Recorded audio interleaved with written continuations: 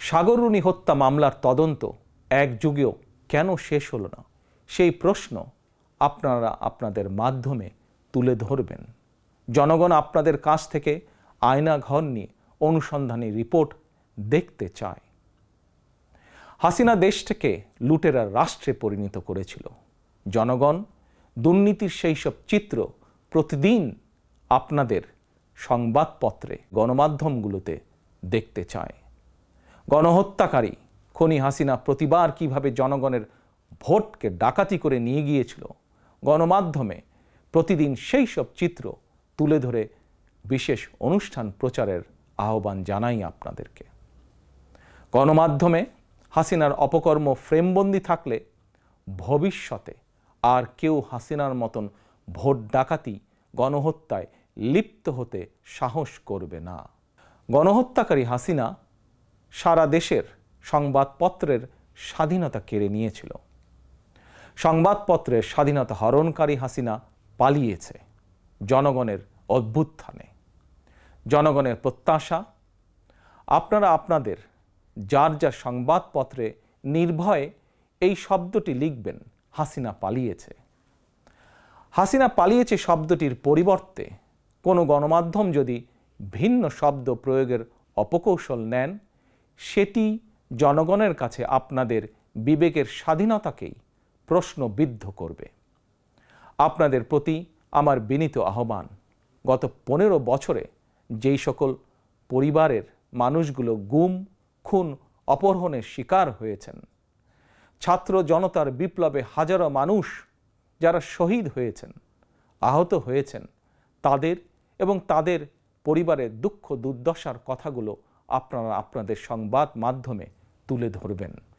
রাষ্ট্র সংস্কারের পথ ধরে অন্তর্বর্তীকালীন সরকার যথাসময়ে জাতীয় নির্বাচনের তারিখ ঘোষণা করবে। সেই নির্বাচনে জনগণের রায় পেতে জনগণের মন জয় করুন। জনগণের বিশ্বাস, আস্থা এবং ভালোবাসা অর্জন করুন।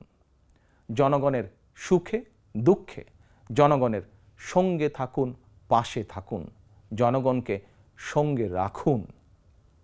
ধর্ম, বর্ণ পরিচয়ের কারণে কেউ যাতে অনিরাপদ বোধ না করেন, দায়িত্বশীল এবং জনপ্রিয় দল বিএনপির একজন নেতা, কর্মী, সমর্থক হিসাবে সেটি আপনাকে, আপনাদেরকে নিশ্চিত করতে হবে।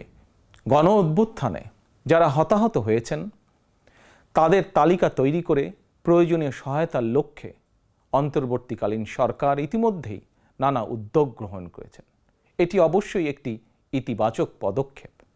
তবে গণ অভ্যুত্থানে যারা হতাহত হয়েছেন তাদের পরিবারের সদস্যদেরকে রাষ্ট্রীয় আয়োজনে সম্বর্ধনা দেওয়া হলে, রাষ্ট্রীয়ভাবে সম্মান জানালে কিছু সময়ের জন্য হলেও হতাহতদের পরিবারগুলো হয়তো একটু মানসিক সান্ত্বনা পাবেন।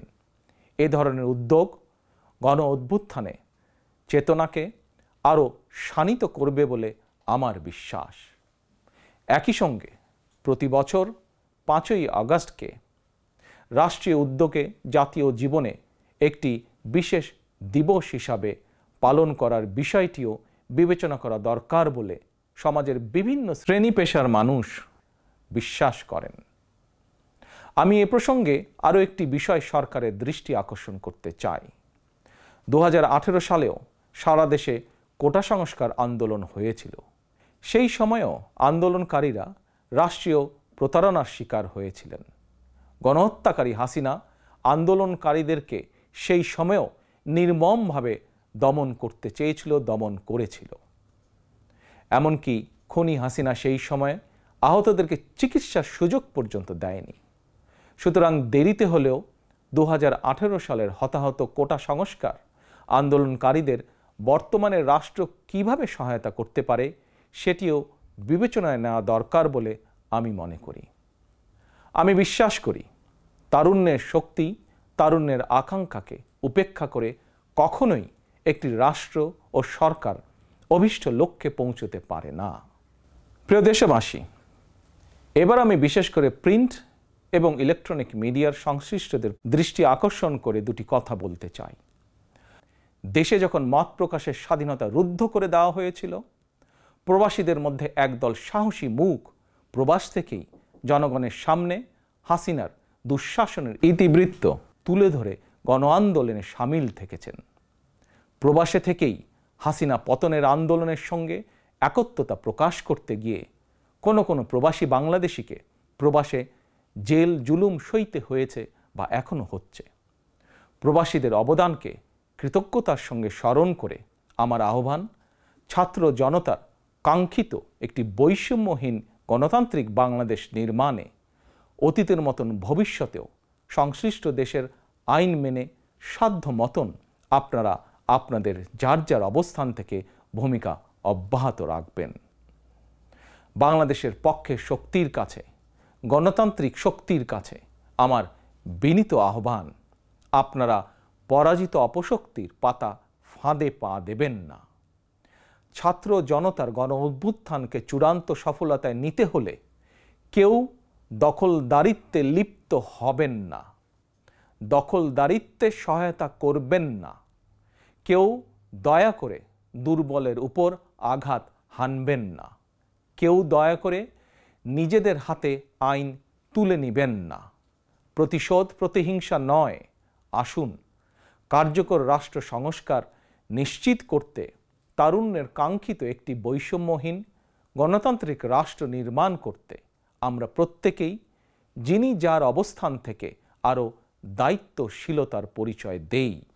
গণ অভ্যুত্থানে চেতনা ও লক্ষ্য সুসংহত করতে হলে বিতাড়িত গণবিরোধী শক্তিকে আইনের মুখোমুখি করার পাশাপাশি জনগণের রাজনৈতিক এবং অর্থনৈতিক ক্ষমতায়ন অত্যন্ত জরুরি।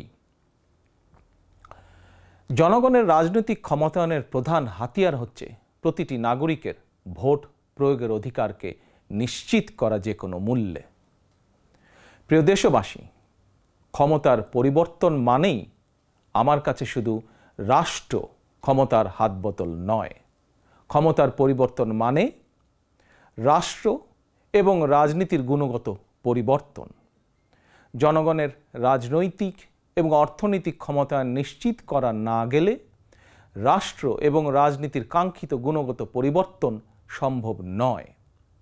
কাঙ্ক্ষিত রাষ্ট্র সংস্কারে জনগণের আকাঙ্ক্ষা নিশ্চিত করতে হলে অবশ্যই গণতান্ত্রিক বিধি ব্যবস্থাকে টেকসই করতে হলে জনগণের ভোটে জনগণের কাছে জবাবদিহিমূলক সরকার প্রতিষ্ঠা করতেই হবে।